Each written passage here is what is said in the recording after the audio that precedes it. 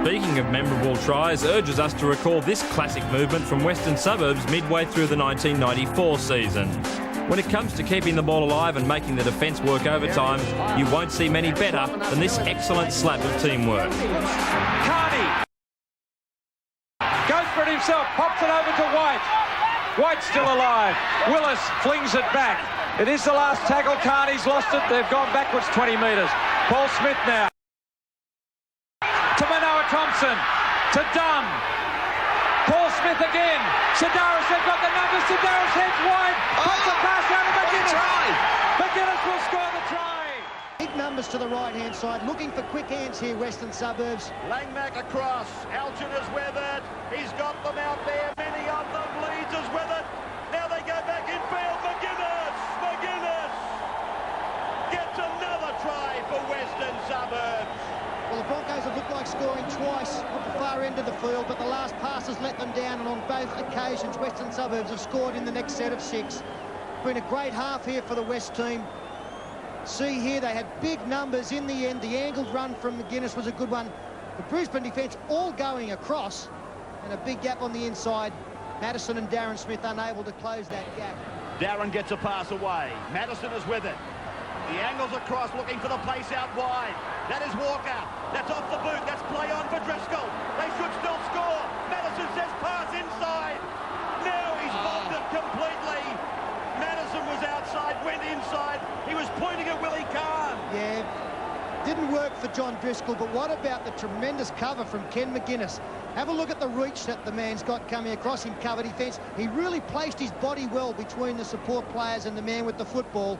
I think Driscoll knew if the pass was thrown, it would have been knocked down. This is Darren Willis. Howe is back on. He's been stitched up apparently. Okay, the resume. Here's McGuinness. Western Suburbs go to the lead. McGuinness makes it 14-12. Western Suburbs then off their own line. And 17 was Paul Bell, and now Ken McGuinness. Ken McGuinness gets a pass away. That's Darren Willis. He's like a hair over 25. Never mind about the 25, he's run 75. And the two quickest players for the Magpies combining, Ken McGuinness and Darren Willis, up against an 11-man line, and as soon as McGuinness got into open space, it was all over. Here's McGuinness now. We freeze play. You can see Matty Adamson on the inside.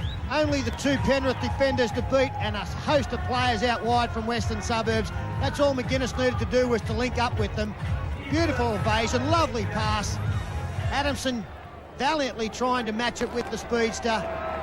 Robbie Beckett coming from the far side. He did a good job to stop Willis from improving the position for the conversion, but it was set up by this man.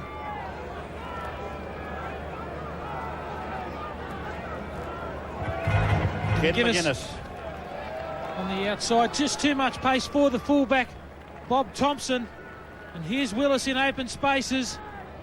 Too much speed for the cover coming across, albeit Penrith only with 11 men, but Willis tries to improve his position when he goes across the line. They were very slow to reform in defence, weren't they, Penrith? That allowed Ken McGuinness to set up this man. Well, what it was good football from Western Suburbs to go straight on the attack, try and get on the outside of the Panthers, and that's exactly what they did. The next thing the bloke nods approvingly, and here they are, into the space, away he goes, there's his second! Kenny McGuinness scores! 16-6 the Magpies now. He's been very dangerous with limited opportunities, as Ken McGuinness, and from the scrum win, from the little mistake, he's been able to put on a simple manoeuvre here, straight through, shocking defence. And then Jason Williams trying valiantly, a little kick at the end was to no avail, and probably not particularly good either.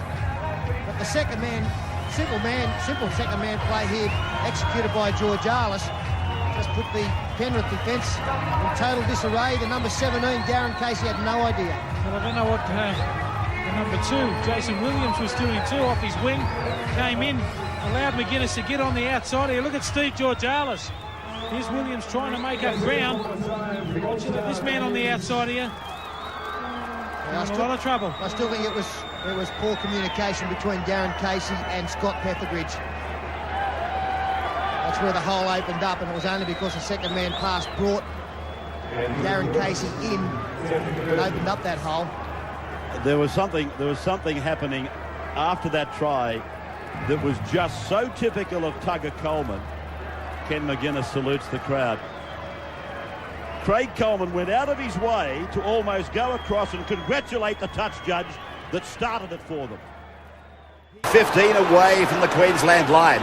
For Dimmick then to throw the dummy and then give it for Tuvey on the second occasion. Misunderstanding there. McGregor flick passes. New South Wales are over. McGuinness has gone in on the far side of the ground. It was all too simple. Ken McGuinness has gone over to score in his second Origin match. Yes, and you'll find that it was young Stuart Kelly who's had an unfortunate start to this game who was at fault.